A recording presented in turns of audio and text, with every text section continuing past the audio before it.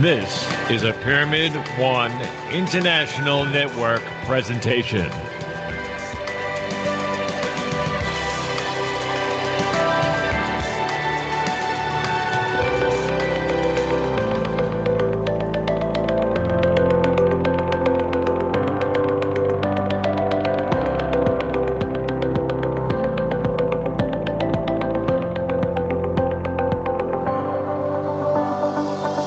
Hi, and welcome to Pyramid One Radio. Welcome to A View of Humanity with your host, Jamie Clark.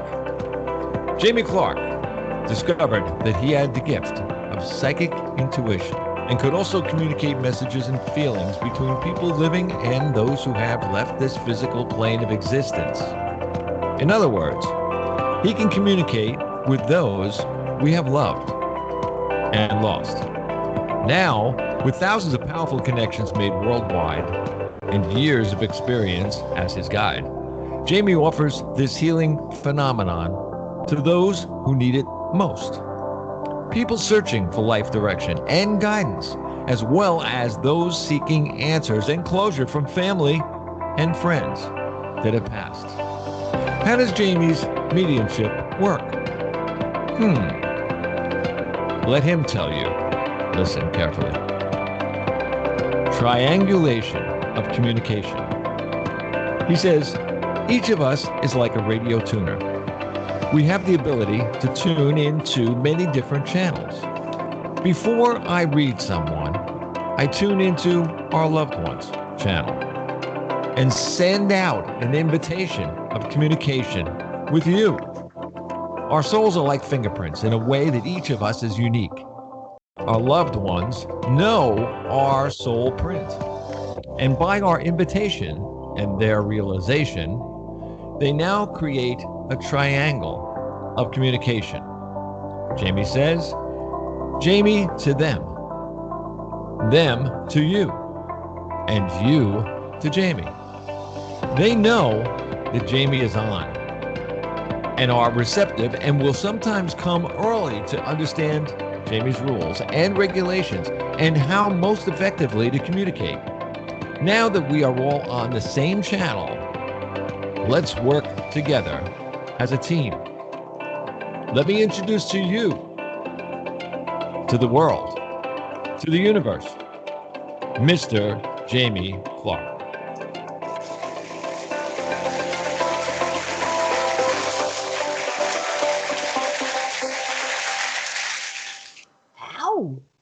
Oh, yeah. Beautiful. Bob, you have such a great way, man. It makes me look good. Hey, I want to get right into this. Today's guest is Federico Eriksson, who likes to be referred to as Fede, and Jedi Fede, as a matter of fact. And I just want to read to you a little bit about him. And he is also the host of a podcast on Roku called 5 Little Stones. And I had an honor of being a guest on his show. We had a great conversation, so I wanted to make sure that we could bring that here and have some more conversations as well. Now, from Fede, I first heard about auras and the third eye when I was a kid, and that fascinated me.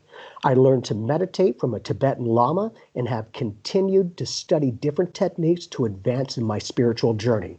I am a cancer survivor that is taking advantage of my second chance at life to make a positive impact in the lives of others through healing, inspiration, meditation, and motivation.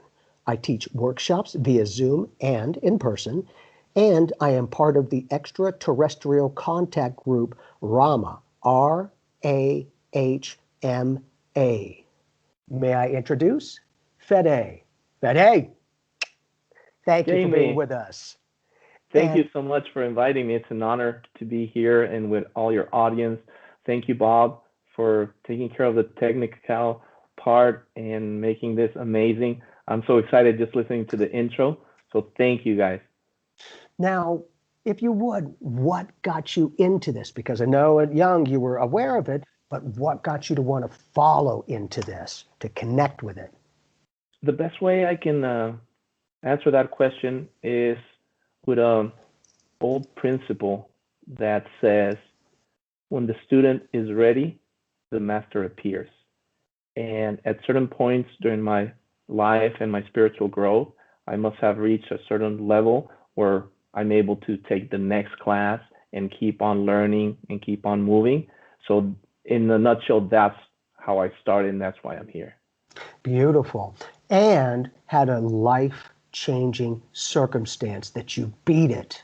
Can you share what got you to get into this healing modalities as well, through these other avenues, through music and art and write, all of these different things that come from you, and it could have been a whole nother ball game. How did you heal yourself? Well, first of all, I think I've always had the compassion for the fellow human beings. And in my heart, there's always been this desire to help people. And one of the ways you can help others is by helping them heal themselves.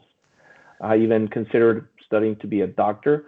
However, I get wheezy when I see blood, so that just wasn't my avenue. However, I still wanted to be able to help people out. So that's when, again, when the student is ready, the master appears. Somehow I must have had the correct thoughts and feelings that I sent out to the universe, and it brought back the answers to what I was looking for, which was how to heal myself and help others heal themselves. And I really had to put the money where my mouth is when out of the blue, suddenly one day I get diagnosed with stage 4 cancer. And the doctor that diagnosed me wasn't the nicest person out there. And he really had a big impact in my life, especially because I was very vulnerable when I received those news. And what got you connected to the Lama? How did you meet this person? Because not a lot of people have met a Lama that we're aware of. Yes, I cherish that workshop. I was about 14 years old.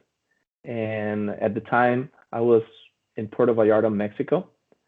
And there was this lady that she studied Tibetan Buddhism.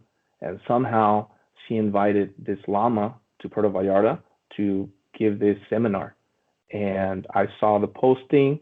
I think it was just one of those printed out papers on a street post or something. And I immediately signed up, and I was very excited, especially because, like you mentioned in the introduction, when I was a kid, my mom would read the books from Lobsang Rampa, and it talks about the Tibet and how they have the third eye and they can see chakras and auras, and that just fascinated me. So to have the opportunity to study with a real life Lama, it was just incredible. I couldn't pass on the opportunity. Well, and how exciting, from 14 years old, the universe brought this Lama to you. You're like, hey, and so that soul searching from a young age seems to have activated you in a beautiful way.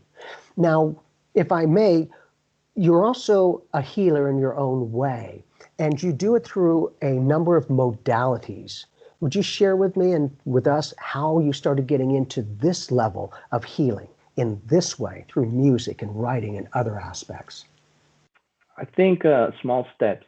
You take the first step, and that leads you to the second, and before you know it, you're walking, and then you're running. And I've really been in the search and the pursuit, first of all, for my own spiritual growth and development, but also in my pursuit to be able to have a positive impact in people's lives. So it's like when you see a good movie. You go to the theater and you just have a blast, whether it's action or comedy, and you're so excited that you want to share that to the world. Like, you want to tell all your friends, hey, go check this movie out. It's amazing, it's funny, or it's blah, whatever.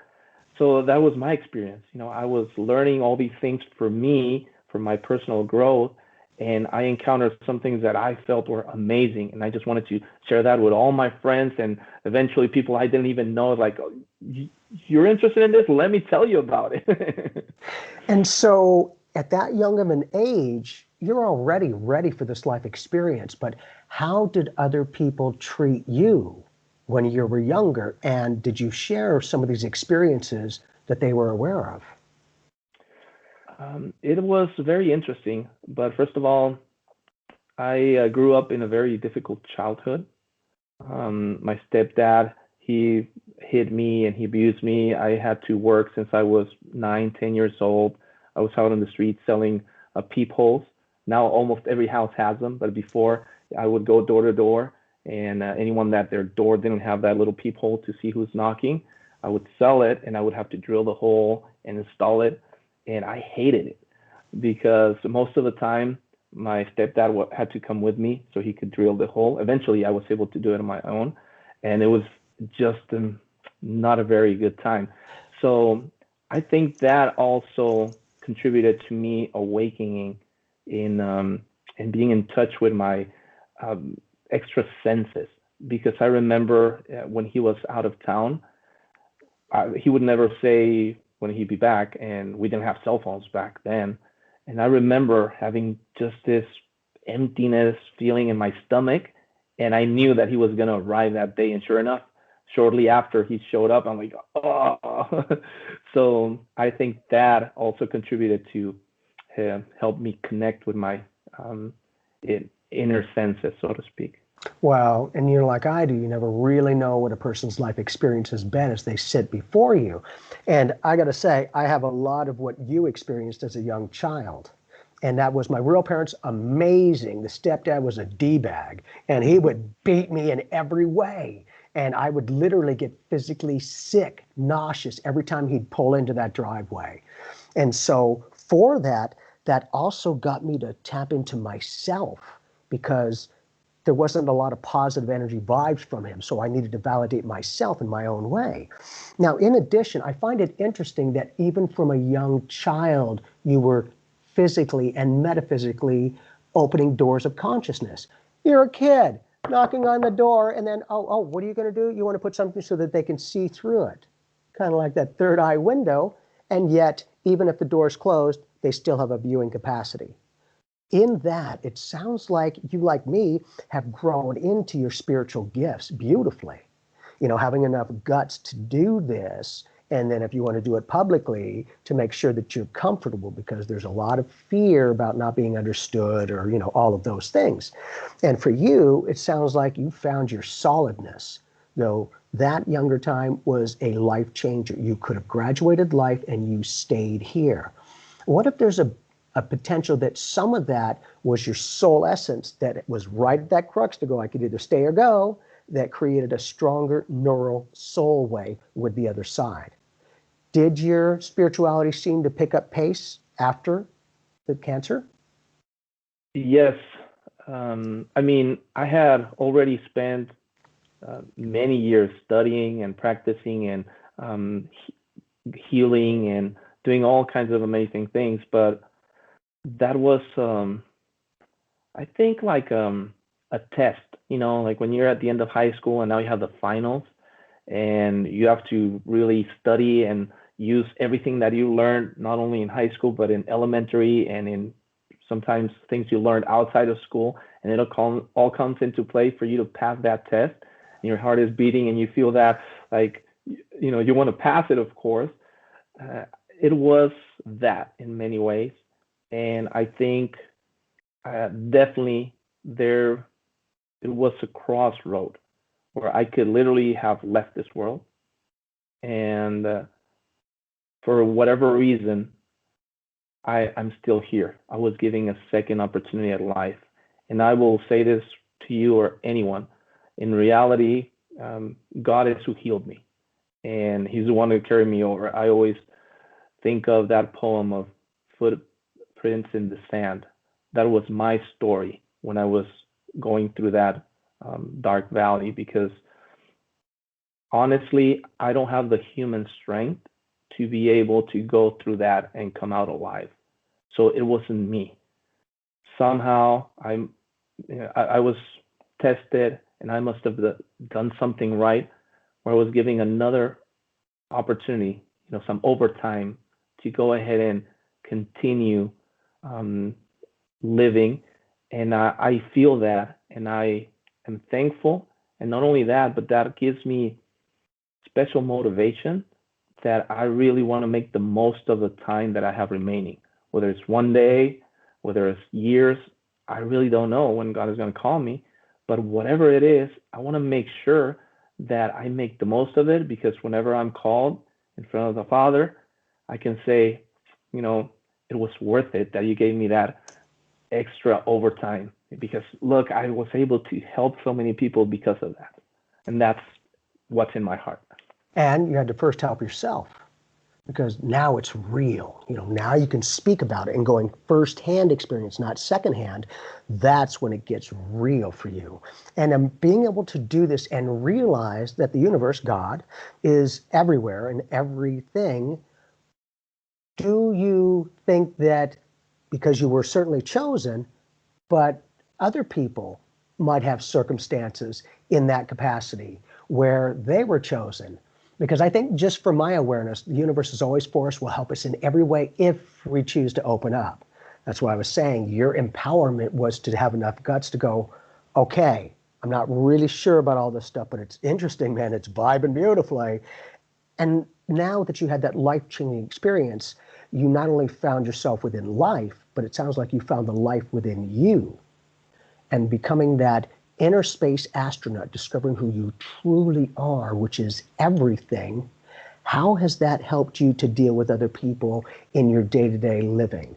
Do you view connections and communications with other people differently than you used to before this experience?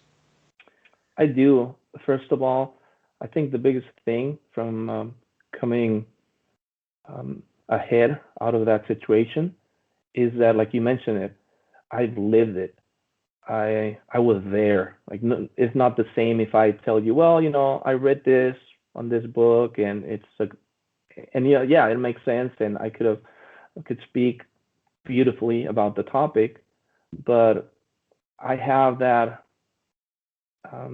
experience firsthand of what it was like, because it's easy to sit here and tell you, yeah, it was difficult and I really struggled, but there is no amount of words that within 5 minutes or an hour I can describe what it was like to be every day, whether it was in chemotherapy, not knowing if I was going to make it another day, being nauseous, throwing up, losing weight, losing my hair, having fear.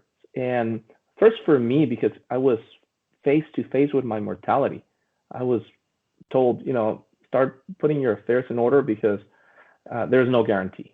That's where I was at. However, somehow I came through, and I can speak of it in a different light, not just from here, but also from here. And I can honestly say that I've learned a lot, and it's humbled me, and how I interact with people nowadays. First of all, more compassion, because what I suffered, a lot of people are suffering or worse. There's people that had it many times worse than anything I could have lived. So there's a lot of pain and suffering in the world. And that's why one of the things I like to do is try to help people heal themselves. But not only that, try to educate people, not because I'm better than anyone, but because I've lived through certain situations, and I found these little pebbles that have pulled me through and that have helped me overcome. And just like that great movie, I want to share those with everybody. Like, hey, this helped me. Here it is. Like, if it helps you, amazing. If it doesn't, well, I contributed. But I would hate to keep my mouth shut out of embarrassment, out of what will people think, and not help somebody just because I'm embarrassed, or what will people think or talk about me. Honestly, that has been something I've overcome through that, because I have a story. Like, when I was being diagnosed, and they would call another doctor and another doctor, and it reminded me of that movie Airplane. I don't know if you Saw It's been a that? long time, but yeah. Where this lady was like It's freaking out fine. and Boom. get all of her. And then there was a line of like 50 people. That's how I felt. I'm there like naked in the examination room, and they, hey Willie, come over here. Hey Sam, check this out. Slaps and So spit. embarrassment went out the window. And being exposed that fully with your soul open, did that help you to heal fairly quickly with the knowingness to go, only I can do it, but knowing that I have gotten this okay, that I can make it, and then make your own, in this case, a healing modality of the chemo and what you needed to do. But in using that modality, what modalities did you learn that you help train people to do healings? What are yours? Well, the bottom line is that no one can heal anyone. You heal yourself. And if anyone is going to heal you, it's yourself, God through you, but only with your permission. The only thing that I can do is share with you what has helped me and how I healed myself. And if any of that works for you, I'm just thankful that I can share it with somebody. So hands down, I will never say, oh, I'm the person that healed you, or no, because first of all, you have to be truthful, and whoever is healing, it's yourself, God through you. I'm just the facilitator, the coach, telling you if you're on the boxing ring, if you win the fight, if you knock out the opponent, it's because you did it. I was just yelling some words and saying, hey, duck and use that jab more or whatever. And if that helped you, well, I'm excited to be part of it. But I will never claim that, oh, yeah, because I'm not here to feed the ego or to speak nonsense. I'm here to try to help others as much as I can out of my personal experience and what I have learned that has helped me. And I think that that's a big point, is the universe to me is always talking with us, but are we listening? And sometimes those life-changing experiences will get you to listen really quickly. Now, with this, because I know that you are a facilitator as a healer, but what modalities do you teach others? What do you train others with on I've studied, Zoom? yes, I've studied many different techniques. Out of all of them, the one that I resonate best with, because it's the most effective that I found, and it's just amazing, and I love to share this. Every workshop I've had, what really thrills me is when my students come back and tell me, hey, I've had these patients and they've just been healed and I've helped them. That's my win.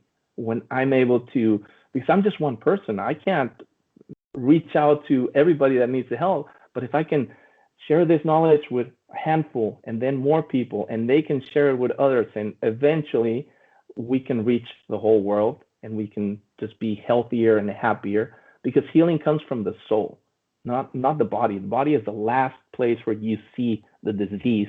You got to start at the soul. So not trying to run around the bush, but the technique that I like to share with people is healing through universal energy.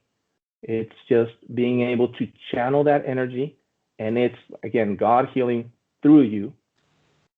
So the healer is God, right? And the person. And I think being able to get an end result, excuse me, of these healing modalities, because you could work all you want, but if you don't get a result, whatever, you're just kind of wasting your time.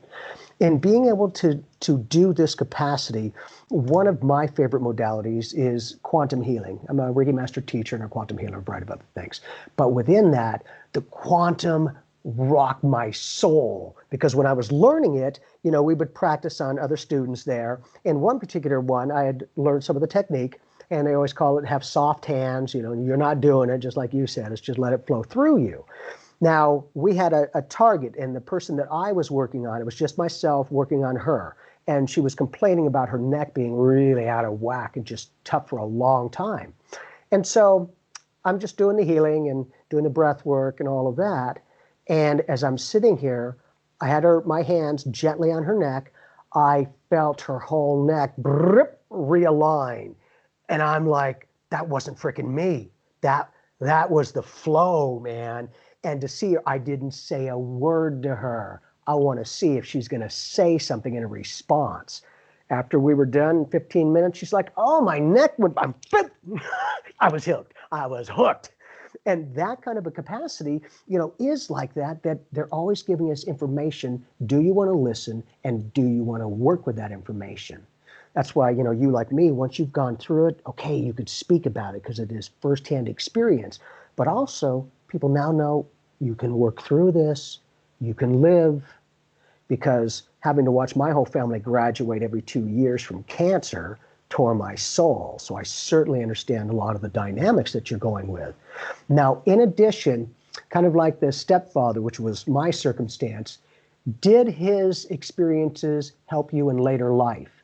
Because for me, the stepdad would beat me all the time, and I was just terrified. And he's like, someday you'll thank me. And I'm like, oh, he's freaking right. He taught me what not to do. God. So, I never, ever hit my boys. They know if dad says it once, he means it. And that was a huge dynamic that I could have been the other spectrum going, I was beat all the time, so I'm going to make other people feel it. I'm like, I freaking feel this. I want other people to feel their happiness, their love, the fullness of their soul. And coming from the fullness of the heart and soul with living, not so much the bottom of the heart and soul with surviving. Because most of us just exist, and we don't always get a chance to have our own awareness of this life experience through different avenues, like yours, like the life-changing experience that not only did it help you to save your own life, but you also wanted to give tools and techniques to other people that if they even choose to listen, I'm kind of right there with you going, you don't have to listen to nothing, but I'll speak with what I've done. It works for me. That they can put that stuff to the test and then get a result. Okay, now there's this dynamic. Because I've always been exactly like you, and no one's ever the healer, they're only the facilitator. Each person heals themselves, but you can be a really good facilitator. There was, I think, a homeless guy a couple of thousand years ago that pretty much reached the entire planet, right? And they didn't have the internet back then. That's the power that we all have. We are the Christ consciousness. Have you shared some of your experiences of meeting extraterrestrials? When did you first make your connection to ETs and got you interested in this? Well, before we touch the ET subject, I just want to close up on responding to the question you asked about what I learned from my stepfather and that experience. And first of all, I was very scared. I was frightened. If I heard anyone yell, I would just be trying to hide and sweating bullets. It was just a fear that undescribable. Yeah. I couldn't even put my finger on it. And one of the things that I learned, that you can't run from your fears. At some point, you have to turn around and face them. And that was one of the biggest things that I came out of that situation that benefited me. Because when cancer started to chase me, like my stepdad did, and when cancer wanted to kill me, I could have kept running like I did when I was a kid, running away from my stepdad. Or I could turn around and face my fear and take that face on and develop that courage, because that's the only thing that I really had control over. And courage doesn't mean that you're not afraid. It means that you're going to do what you have to do, even in spite that you're terrified. And that's what I had to do. And that was one of the biggest things that I'm thankful for, that horrible experience, that it somehow put me in a corner like a wounded animal, that it just pushed me to fight back. And also, it has been a great teacher for forgiveness. And it makes me think of a story that I once read, where there is a child of a person that is an alcoholic and beat them and had all these horrible things. And there's two children in that same situation. One of them turned out an alcoholic and just repeated the story with his own kids. So they asked him, hey, why are you an alcoholic? Well, because I learned from my dad. And they asked this other child that grew up, and he was a model, an example of a human being.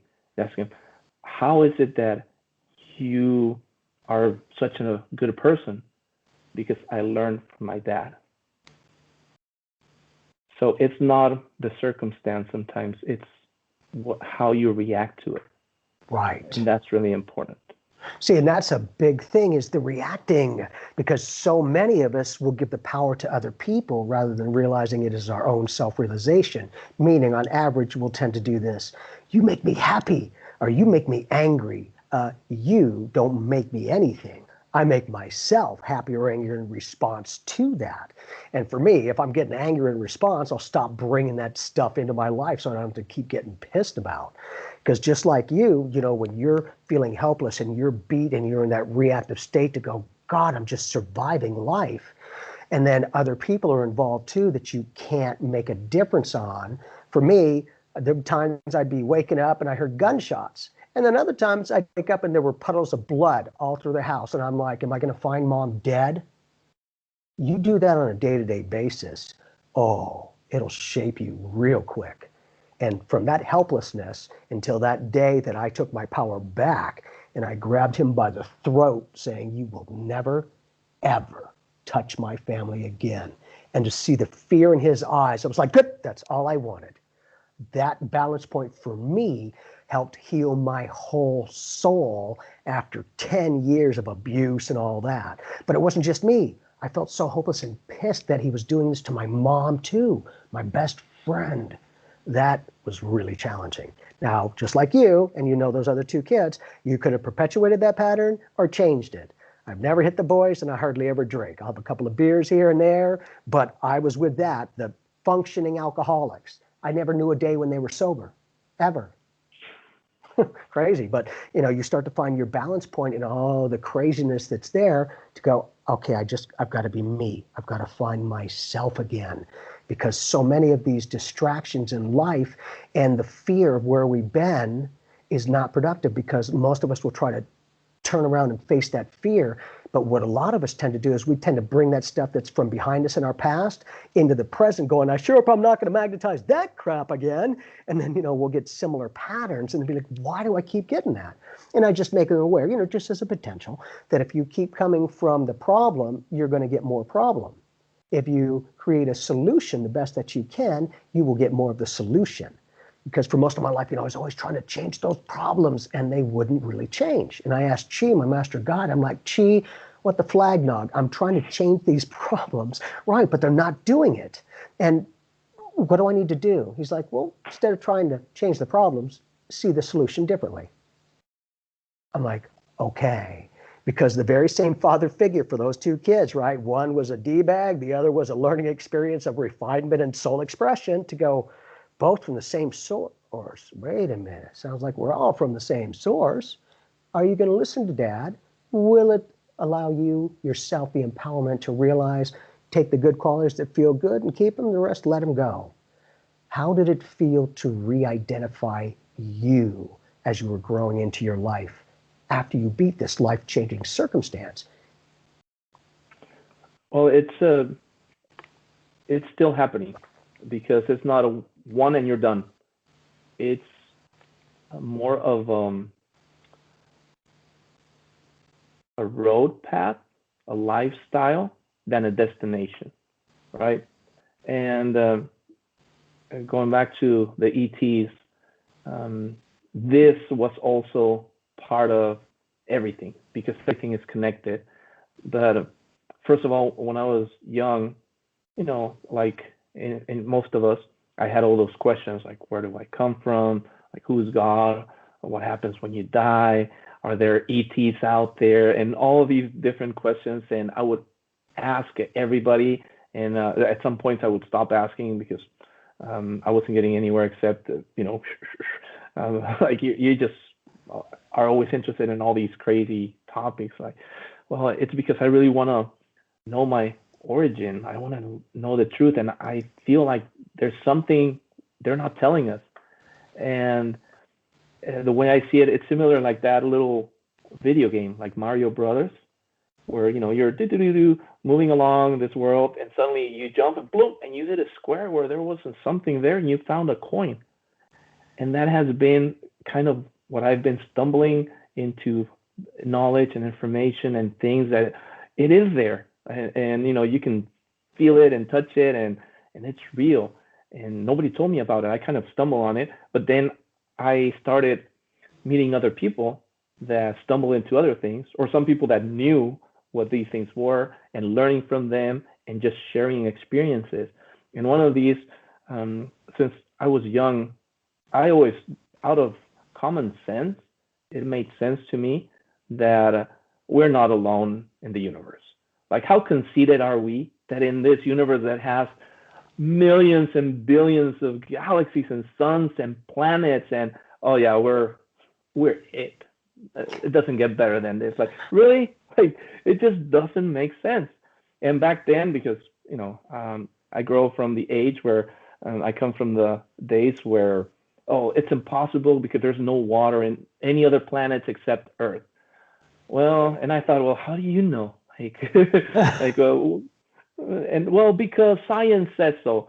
And every time I hear the science proves this and that, it reminds me when we thought Earth was flat, and when Christopher Columbus was thinking about going to the Indias because he had this theory that the Earth was round, and it's like, no, that's impossible because science doesn't admit that, doesn't prove that.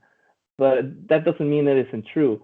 So every time I hear something that science hasn't discovered yet, and the skepticism, when it's really skepticism, just blind and won't even listen to logic or common sense, I just think of them like, oh, they're back in the medieval times where they think everything is a witch, or the earth is flat and there's nothing except what they can see. So that's something that has helped me be able to see far or more than what's been proven or what has been accepted.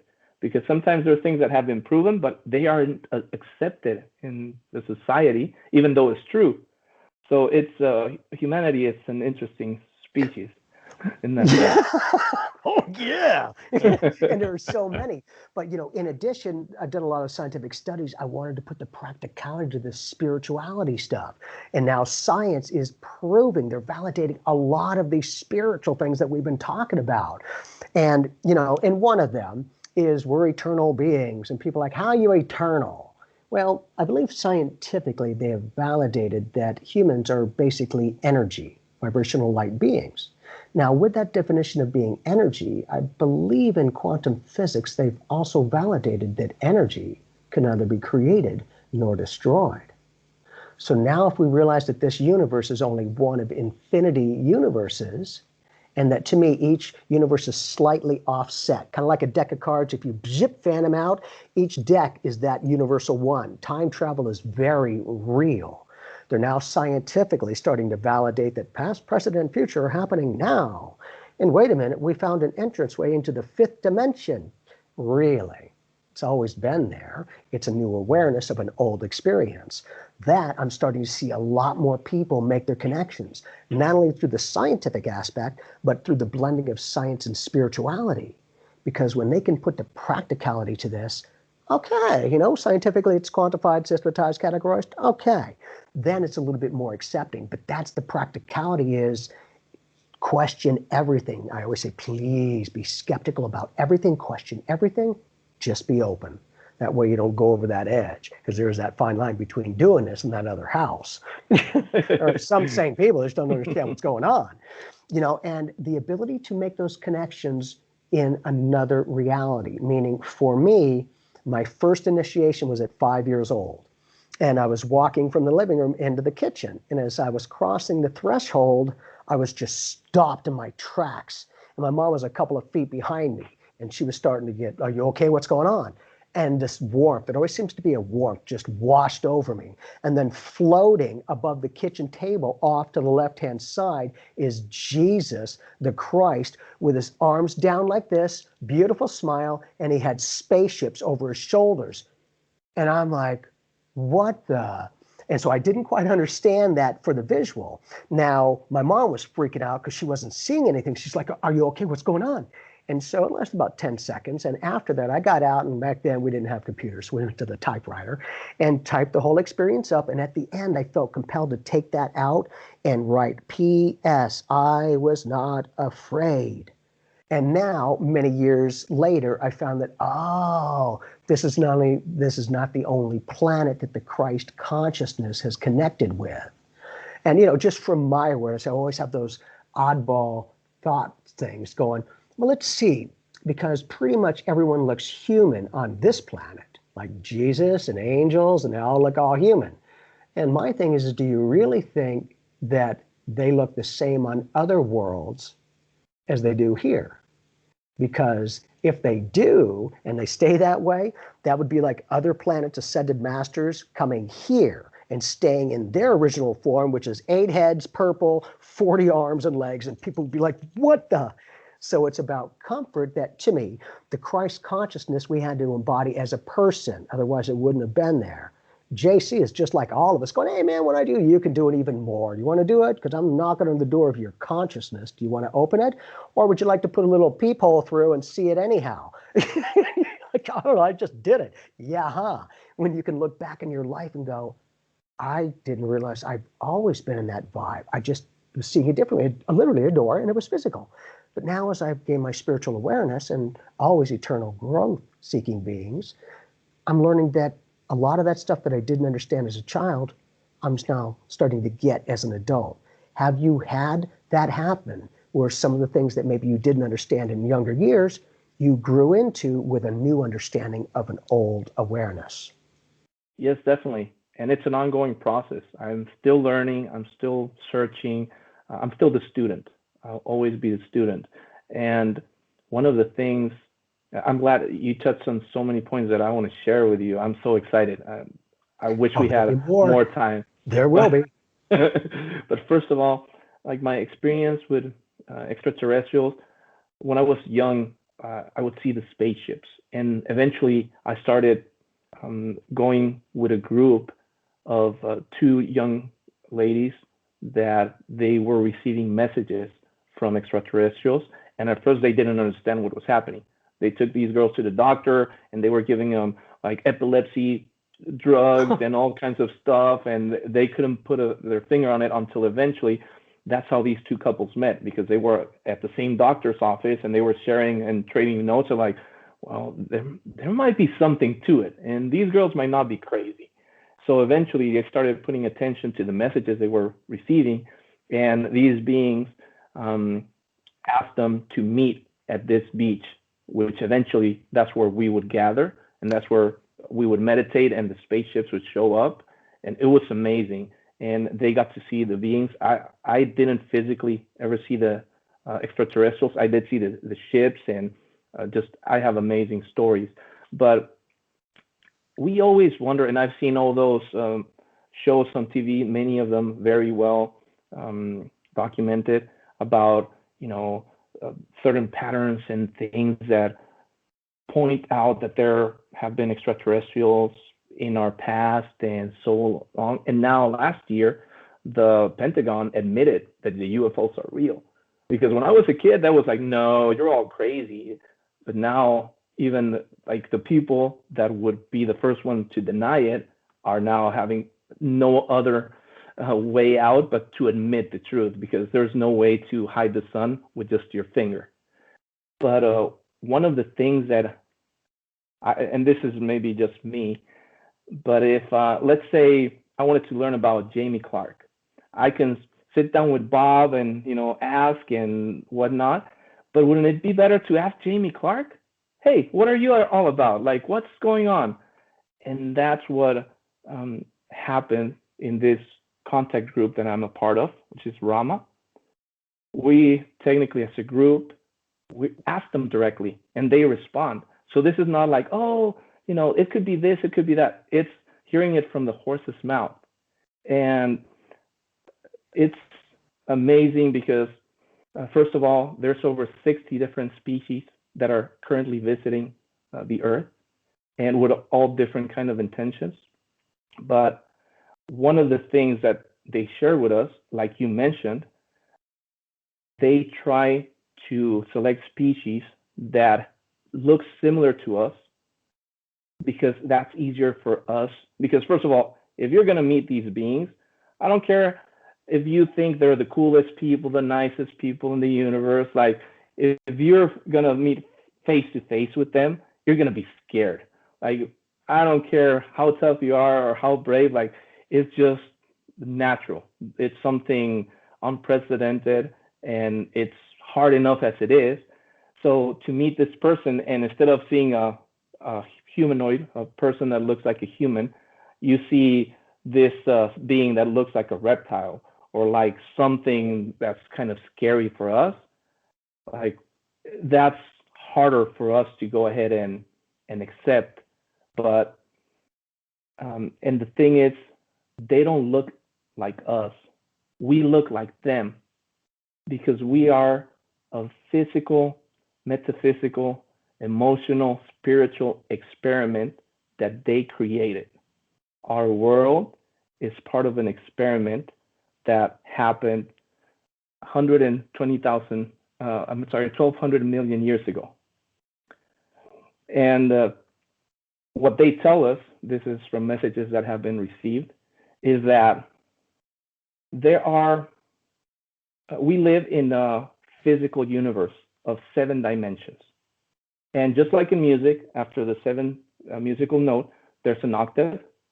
So in vibration and dimensions, there's an octave. So there's another universe that's parallel to this one. That's the mental universe. And this is where the true archangels, seraph, and all the angels come from this mental universe. They're not physical, they're mental. And the mental universe created the physical universe. This is not the first universe or the first creation. There have been many before, and there will be many after. But these beings are our creators as the universe. And the universe that created them is the spiritual universe. So each universe is inside each one. And what they tell us is that these mental beings, when they created the physical universe with all the 7 dimensions, they were, on the first civilizations that existed, they were so close, leading them and teaching them and sharing with them, that they, first of all, immediately evolved and grew tremendously.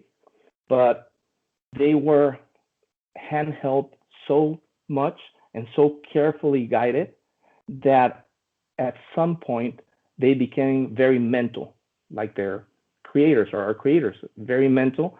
So they got to a certain level of evolution, and they were very spiritual mentally, but not spiritual spiritually. So they understood things, but they didn't necessarily feel it or connect spiritually. They were at a rut. They were stuck, and they couldn't evolve anymore. And they had a big council trying to figure out what went wrong. I mean, we gave them everything. We taught them all we knew. How come they're stuck?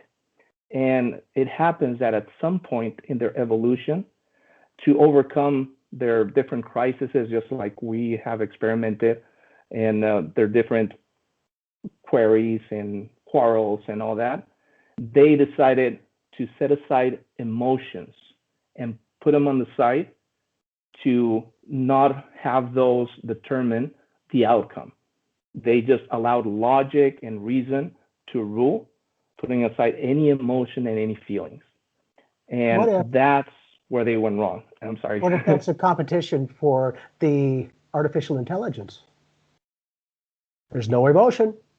I will, and again, just my awareness is all I know. I do remote viewing and a variety of other things. But I will tell you, in the future, AI runs this entire planet. It will be a one world government. Technology is already there and all that good stuff. But my question is where are we going after this? Because notice, hey, they got a limit. Oh, really? Is all they could do? Oh, well, we're going to transcend that. We're going to go beyond it now. Because for me, it's ever growing, never, ever ending anywhere, ever. And just like you, I always say the same thing is we are always growth-seeking beings. No matter how many dreams, how many aspirations in life we have, once we attain them, we are more. Half the fun's the journey getting there. And we are, in that practical I'm right there with you, is we are the student teacher all the time. Hopefully you can learn from yourself while you're helping other people too, because then it's a win-win. And my job, my high is like you, is go, I can't do it for them, but I will give them everything I do. And if they want to try it, put it to the test. And it might work. No guarantees, just like you, but I don't do the competition. I want to help people to help themselves. Because to me, nobody needs to be fixed. Nobody needs to be saved. Showing that power within, become more self-realized and begin to live life more than survive it. Now, have they talked about saving the planet? Yes, actually. So back to, they had this problem. Like they couldn't evolve because they didn't have emotions anymore. They were just mental. So they had a certain ideas, and the solution was, well, this has happened because we've been involved in civilization's life, and by we, I mean, the archangels and all these beings from the mental universe, that they need to grow by themselves. So there was a big council, and the Hellel, the shiny ones, like they call them, and this is documented in different philosophies, religions, cultures. And in a nutshell, they decided that they wanted to experiment and try a different evolution pattern than what was happening currently. So they first thought about using some of the existing civilizations and just changing the evolution structure on them. But that wasn't fair, according to some people, because it's like if you're in a game, a football game, and the rules are you throw the ball and you score, and whoever scores more wins the game. And you're, I don't know, in the second quarter or third quarter, and suddenly the referee comes out and says, you know what, change the rules. Whoever has the most points loses. Like, you can't do that, right? Mid-game. So they argued and they said, okay, so how are we going to solve this? So they decided to experiment in planets that had no future, planets that had been destroyed, and they would experiment in an alternative time. So not the real time, but like in a parallel universe, so to speak. So there were 8 planets that were selected. These planets were from the galaxies that surround Andromeda, and there's galaxies that are orbiting that. So they chose a planet out of each of these, total of 8. And these were planets that had no future, they had been destroyed, and one of them was planet Earth. So they tell us that 1,200 million years ago, planet Earth was destroyed by meteorites and asteroids, and it was just turned into dust. There was nothing left of the planet. So some beings had the permission to go back in time. They say that time is like a spiral, ascending. And at some point, they went from this part through wormholes and interdimensional time travel, and they were allowed to go back right before the Earth and these other 7 planets were destroyed and prevent the planets from being destroyed. So when they did this, they created an alternative timeline. So the real time kept going this way, but now they created an alternative universe where they were going to experiment these new rules that they were going to implement for the evolution to try to find out and figure out what they were missing. And the whole plan was, once we learn what went wrong and we figured it out, we just, pull the gold or the findings out of it, and we cancel the whole project, and like it never existed, because technically the Earth had been destroyed, didn't have any future, so they can always go back and just shut that project down. And what's interesting about that is I've been doing some research, and this is science, they have aged how old the universe is. And you can Google this, how old is the universe? And I can't remember if it's like 18 billion years, give or take. Something. But there's something that science can't explain. There are stars that are, let's say, 21 billion years old. which is impossible. How could there be stars that are older than the universe? So one of the things that is being mentioned is because there was this alternative time where this other timeline happened, and that's where there's this time disconnect, so to speak. And what's interesting is that there's different cultures that speak of this. Like in the Easter Island, they explained it in their folklore, very simple but very clear. They said that God created the earth in this egg, and they experimented love and forgiveness, so that if this ended up being something good, they could crack the egg and it would pour and benefit the rest of the universe. They are talking about this in all different cultures because they have been since in 13.8 billion years according to science. And I forget the name of the stars, but there's these stars that are older. That's just amazing to me. So they saved the planets, and they started what we call the cosmic plan. So the plan was to experiment and try to find and remember what they had forgotten, how to feel emotions, how to feel passion. And once they learned, the original plan was to shut off the experiment, turn it off. But out of these 8 planets, 4 ended up destroying themselves again. And then 3 ended up being a copy of the previous evolution patterns because they were so engaged and so involved with these civilizations, teaching them wrong from right and not to go this way and do this and do that, that they were so close in communication with them that they just were a bad copy of what they already had.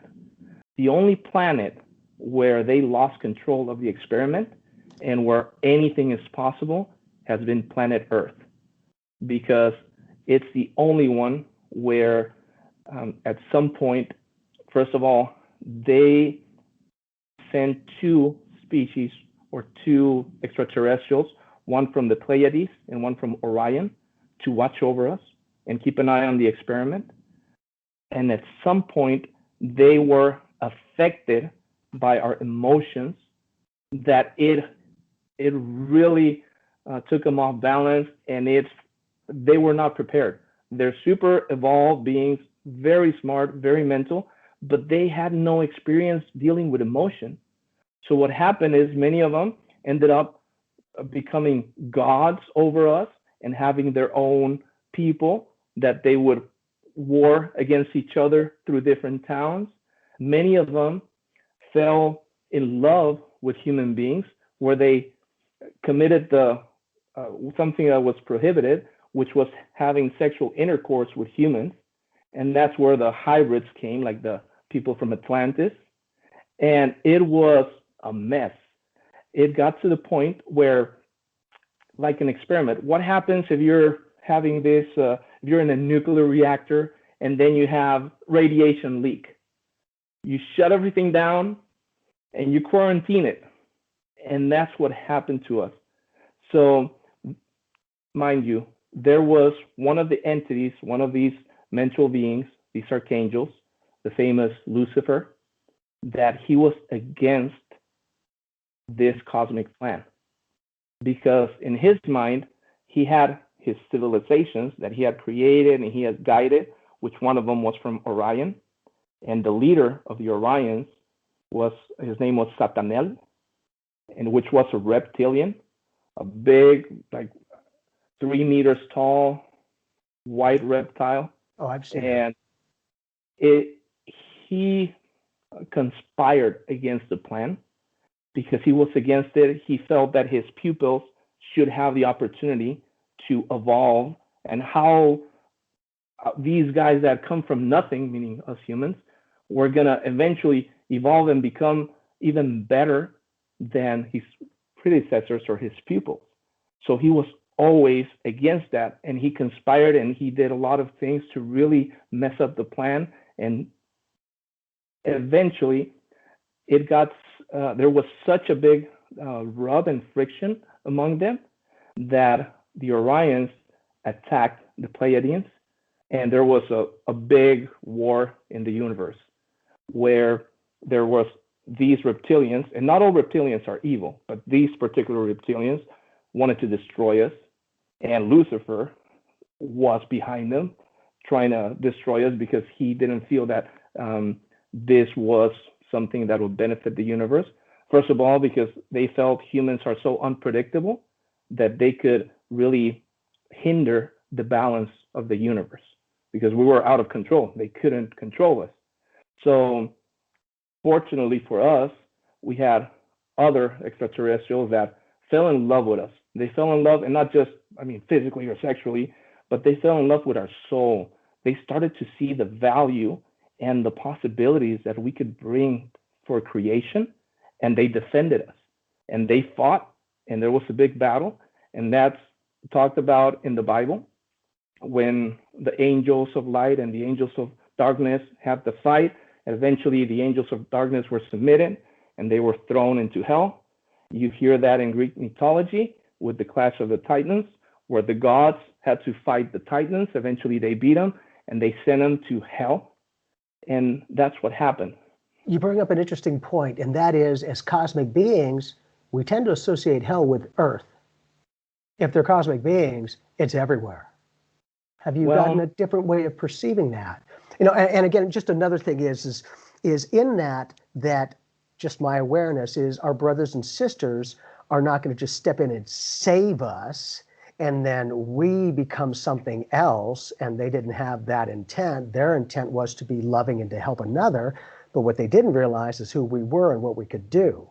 And I kind of equate that, like, if that were to happen and they were to save a planet, that would be kind of like us coming across a guy in a desert, and he's about to die. And graciously, you want to help them because you want to do anything you can in this capacity. However, that person that you just saved their life and did it for them was Hitler or Stalin. And now it's like, oh, I had the right intent because I wanted to help. But what I didn't realize is I helped them to get out of that mess, and then they went and become a bunch of planet stealers. Has there been any universal laws that you've been aware of that have been shared? Well, there are 7 universal laws, and I can share them. But what I'd like to explain, because you touched the topic of hell, and that's a very controversial word and whatnot. But what the guides tell us is once these reptilians from Orion were defeated, they were deported, guess where? To Earth. Why? Because it had 2 functions. First of all, as a punishment, because they were being naughty and caused all these havoc, right? But second of all, because one of the points for the cosmic plan was to create a different evolution pattern, a pattern where there would be antagonic forces that would conspire against humanity, making it difficult and almost impossible to learn and to grow and to reach any knowledge. That's why all the famous knowledge places like Alexandria, the library was destroyed. Recently, in the war in Iraq, all the monuments, all the story, all the historical was destroyed. When the Spanish invaded Mexico, all the manuscripts that they got a hold of got burned and destroyed, because there is this force that was put in our planet to try to overcome and make it as almost impossible for us to grow spiritual. Because in the past, the other species or the other civilizations had it easy. Everything was given to them. So what was different with us, they would make it as hard as possible, because there's a principle in science. They say to every force, there's an equal force, but in opposite direction. So they wanted to create a force of oppression so hard and so difficult that it would create the conditions, just like coal, when it's under pressure, it ends up becoming the most precious diamond. And humanity, we are that precious diamond that we are being created through all these oppression, all this negativity that's conspiring against us, and that's real. And demons and everything, that's what these forces are. That's what they're here for, to, at the end, shape us. But the story of humanity, if you've heard the story of Joseph from the Bible, Joseph is humanity, where he had his brothers, which are all these different extraterrestrial races, that they conspired against Joseph. They trapped him. They sold him in slavery. They made him suffer, and they did the most horrible things to him, where he was in the dungeon. That's where we've been. And our mission, our lesson is, first of all, to remember that, to grow, to open our eyes, and I mean all, our third eyes, like our consciousness. And eventually, the greatest, like the final exam for us is going to be to forgive our brothers, just like Joseph did.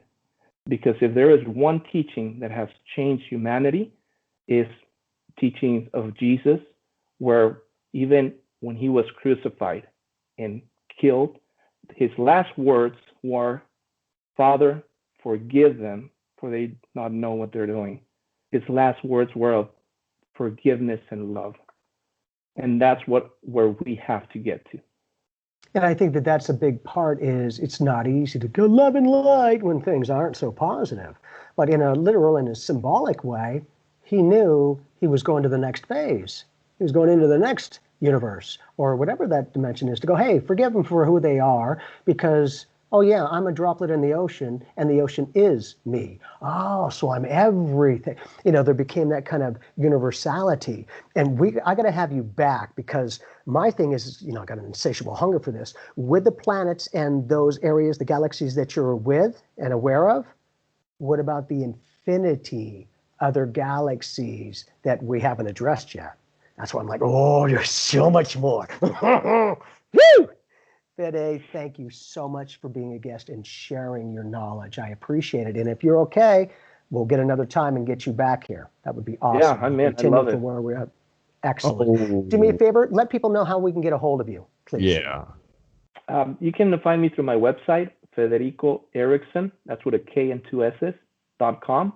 I have a Roku channel called 5 Little Stones. It's free access. You go on Roku and search it, and you can add it. And I'm adding content as much as possible. And also, I'm in Instagram, Jedi_Fede, F as in Frank, E, D as David, E. I'm also on YouTube, Federico Eriksson. I try to share the interviews like the one I have with you, Jamie. It's on YouTube. And I'm on Facebook. So make sure, go to my website if you're interested in these topics, because I'm thinking of having a seminar maybe on March 21st about the cosmic plan, where we can go into more detail of the information that we've received from extraterrestrials of this cosmic plan, and where we come from, where we're going, and how to make our life better, at least evolve and get to the next stage. All right, have some fun along the way, man. That's the point. Awesome.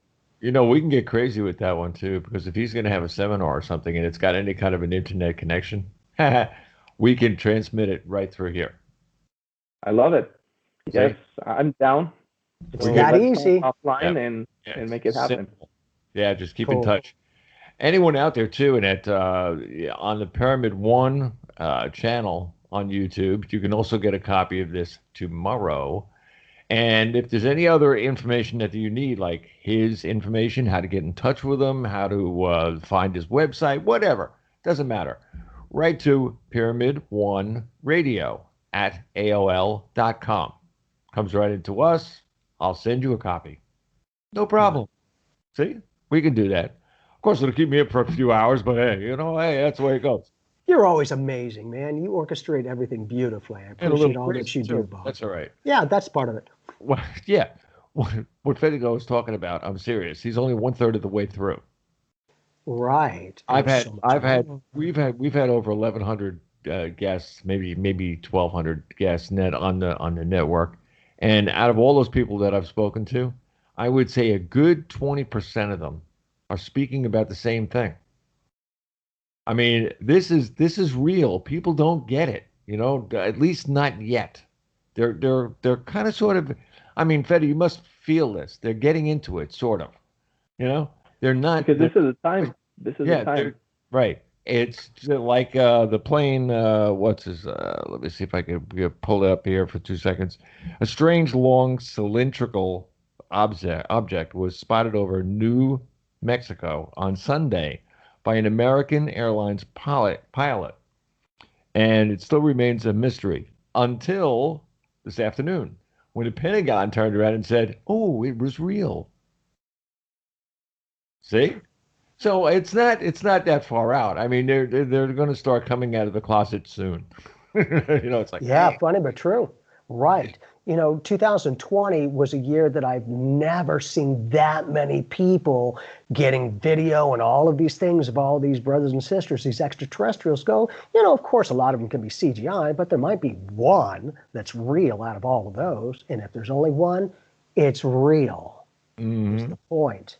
And I think that seeing it, it's amazing. But what's really important, it's what's behind that, like the message and the knowledge that they can share with us.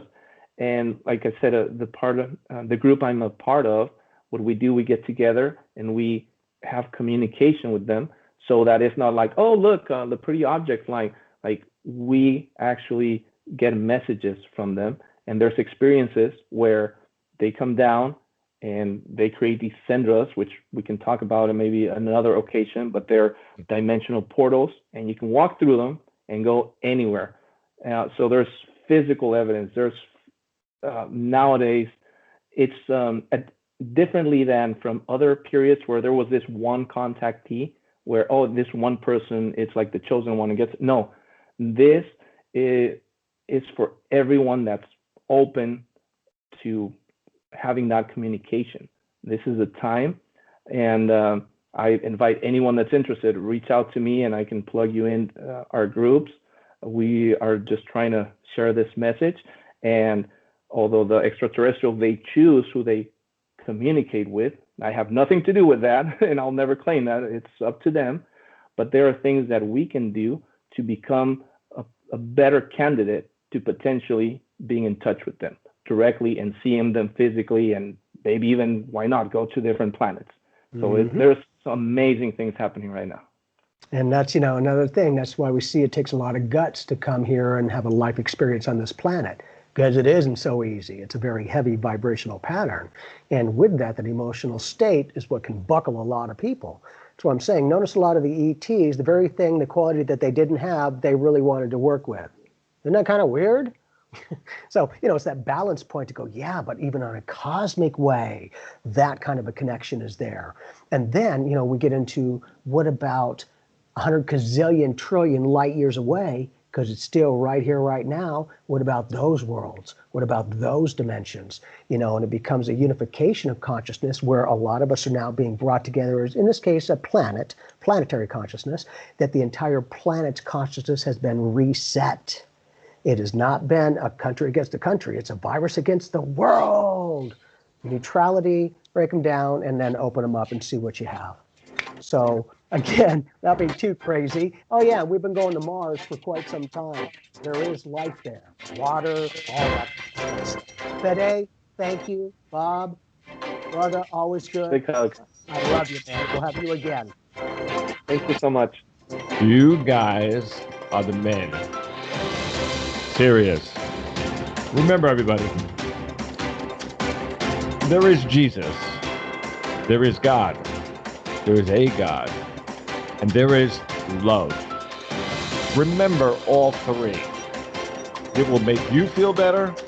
It will make you whole with the rest of the universe. God bless y'all. Bob Charles.